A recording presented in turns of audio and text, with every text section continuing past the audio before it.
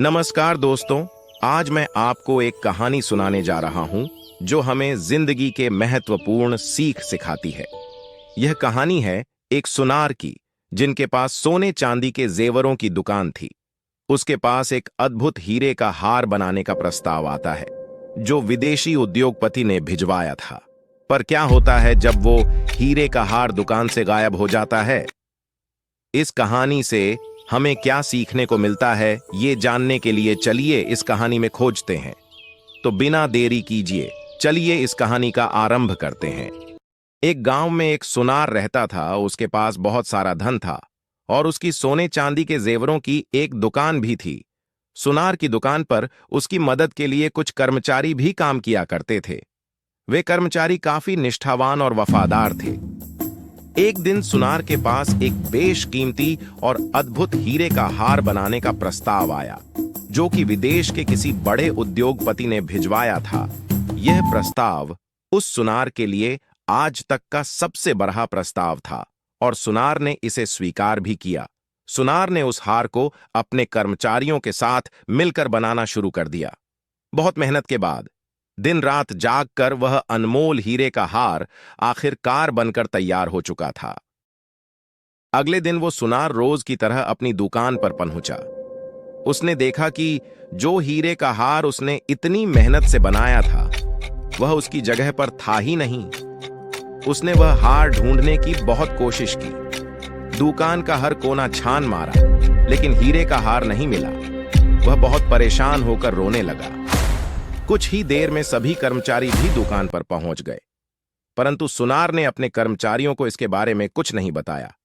काफी देर तक इंतजार करने के बाद आखिरकार कर्मचारियों ने सुनार से पूछ ही लिया कि सेठ जी, आप बहुत परेशान नजर आ रहे हैं, आखिर बात क्या है? फिर सुनार ने आखिर सभी को बताया कि जो हीरे का हार इतनी लगन से दिन रात जागकर सबने मिलकर बनाया था वह कहीं खो गया है। ये सुनकर सभी कर्मचारी हक्के बक्के रह गए। तुरंत ही सभी कर्मचारियों ने वो हार ढूंढना शुरू किया। इधर उधर यहां वहां हर जगह खोजने पर भी वह हार नहीं मिल पाया। सभी कर्मचारी थक चुके थे। उन्होंने सब जगह ढूंढा। आखिरकार उन्होंने हार मान ली। सुनार अपने कर्मचारियों पर बहुत विश्वास करता था। वह जानता था कि उनमें से कोई भी सुनार के साथ विश्वासघात नहीं कर सकता।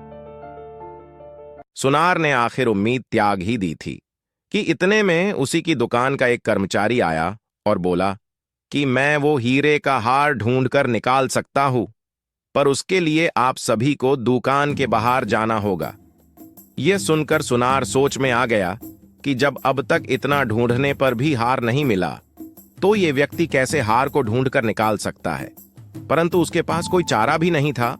उसने उस व्यक्ति की बात मान ली और सभी बाकी कर्मचारियों सहित दुकान से बाहर आ गया। वह व्यक्ति दुकान के भीतर गया और कुछ ही देर में बाहर आ गया। उसके हाथ में वह अनमोल हीरे का हार था। जब सुनार ने वह देखा तो बहुत खुश हुआ और खुशी से उछलने लग पड़ा। उसे आश्चर्य हुआ कि जिस हार को ढूंढने में सब नाकामयाब रहे उसे उस व्यक्ति ने कैसे ढूंढ निकाला। पूछने पर व्यक्ति ने बताया कि दुकान के भीतर जाकर उसने सभी लाइट बंद कर दी और हीरे की चमक को खोजने लगा। हीरे की क्षमता कम रोशनी की स्थिति में भी प्रकाश को अपवर्तित करने की होती है। हल्की सी रोशनी दिखने पर उसने उस रोशनी का पीछा किया और उस दिशा में खोजने पर उसे वह हार मिल गया। सुनार ने उस व्यक्ति को शाबाशी दी और उसे इनाम भी दिया। इस कहानी से हमें यह सीखने को मिलता है कि हर काम में एक नई दिशा और दृष्टिकोण बहुत महत्वपूर्ण होता है। किसी भी समस्या का समाधान तब होता है जब हम उसे अलग अलग दृष्टिकोण से देखते हैं। अगर हम समस्या को एक ही दृष्टिकोण से ही देखें तो हम उसका समाधान नहीं कर पाते हैं। यहाँ कहानी में व्यक्ति ने अनोखा तरीका अपनाया और अंत में समस्या का समाधान किया। इसके साथ ही यह कहानी हमें यह भी सिखाती है कि सही समय पर सही निर्णय लेना कितना महत्वपूर्ण होता है। सुनार ने उस लड़के की समझदारी को स्वीकार किया और उसे सम्मान दिया, जिससे हमें यह सीखने को मिलता है कि हमें कभी-कभी अन्य लोगों की राय को सुनना और समझना बहुत जरूरी होता है। आखिर में यह कहानी हमें सिखाती है कि मेहनत, समर्पण और सही दृष्टिकोण से हर मुश्किल को पार किया जा सकता है।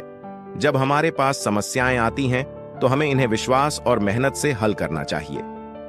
आशा करता हूं आप लोगों को ये कहानी पसंद आई होगी, इसलिए चैनल को सब्सक्राइब करना ना भूलें और वीडियो को जरूर लाइक करें। धन्यवाद।